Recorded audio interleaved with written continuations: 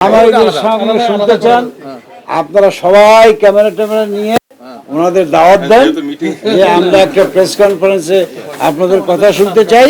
ওনারা বলুন এখানে এখানে কথা শুনতে হলে আমারটাই শুনতে হবে। একটা কথা আছে যে শেখছো কোথায়, ঠেকছি যেথায়।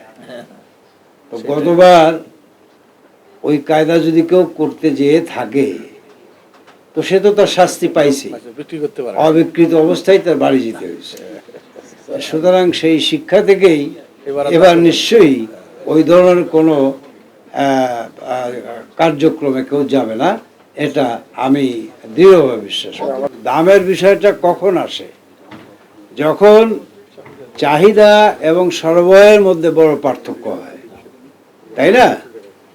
তো সুতরাং এবার আমরা আশা করছি যে গতবার যেহেতু প্রায় 4 লক্ষ কত হাজার গরু অবিকৃত ছিল, মানে ফেরত গেছে, হ্যাঁ 25 লক্ষ গবাদি পশু।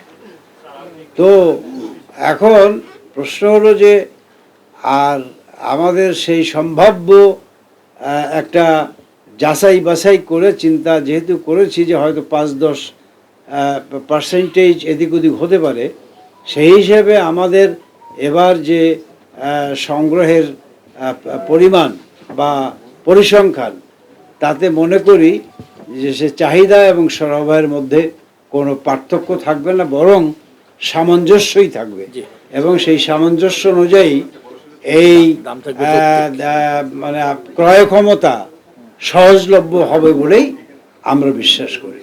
আমাদের মন্ত্রণালয়ের অধীনে যে অধিদপ্তরটি আছে সেই অধিদপ্তর একদম পুঙ্খানুপুঙ্খানুভাবে ঘরে ঘরে জরিপ বলেন, তথ্যপত্র সংগ্রহ বলেন, এগুলো করে তারা একদম কারেক্টলি ঠিক করেছে যে আমাদের এত সংখ্যক গবাদি পশু এই কুরবানির জন্য প্রস্তুত আছে। সেই সংখ্যায় আমরা 1,29,80,367টি গবাদি পশু এই কোরবানির জন্য প্রস্তুত করা হয়েছে আছে।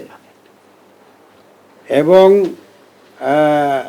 যা গতবারের চেয়ে 4,44,034টি এই গবাদি পশুর সংখ্যা বেশি এবার আয়োজনে রাখা হয়েছে।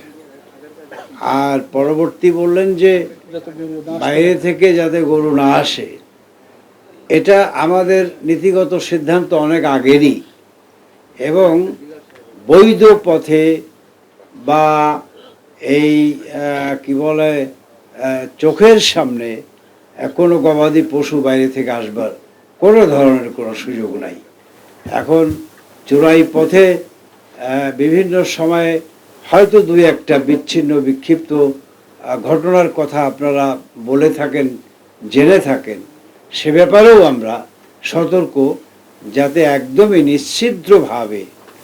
নিশ্ছিদ্রভাবে আমাদের দেশীয় খামারিদের স্বার্থ রক্ষা করে এবং আজকে আমাদের এই নিজস্ব বাজার তৈরিতে ভবিষ্যতে খামারিদের উৎসাহ প্রদান করবার জন্য আমরা সচেষ্ট আছি, সচেষ্ট থাকব।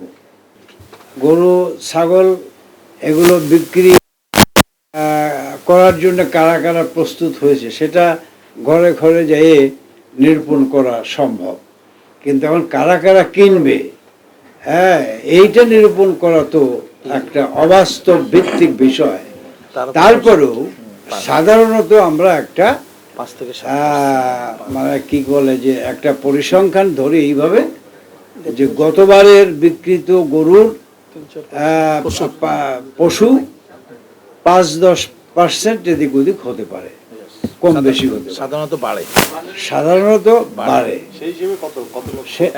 সেই হিসাবে তো আমরা 1,07,00,000 গরু গতবার 1,39,000, এবার 1,39,000 ছিল, এবার 1,07,02,394টি গরুর চাহিদা থাকতে পারে বলে সম্ভাবনার জায়গা আমরা ধরে নিয়েছি।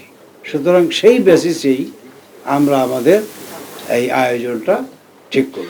এই পর্যন্ত যতটুকু তথ্যপত্র আমাদের কাছে আছে তাতে সিটি কর্পোরেশন 3000 সারা দেশে 3000 এই গরুর হাট বা বাজার এগুলো স্থায়ী বা অস্থায়ী মিলাইয়ে এগুলো করবার ব্যবস্থা রাখবে। এটা অবৈধ পথে রোধ করবার আমরা প্রচেষ্টা নিয়েছি এবং সফল হয়েছি, এবং ইনশাল্লাহ আমরা এই পশুর চামড়াও যাতে কোনো অবৈধ পথে পাচার হতে না পারে সেই ব্যাপারে বর্ডার গার্ডকে অ্যালার্ট করা সহ যাবতীয় সতর্কতামূলক ব্যবস্থা গ্রহণ করা হবে।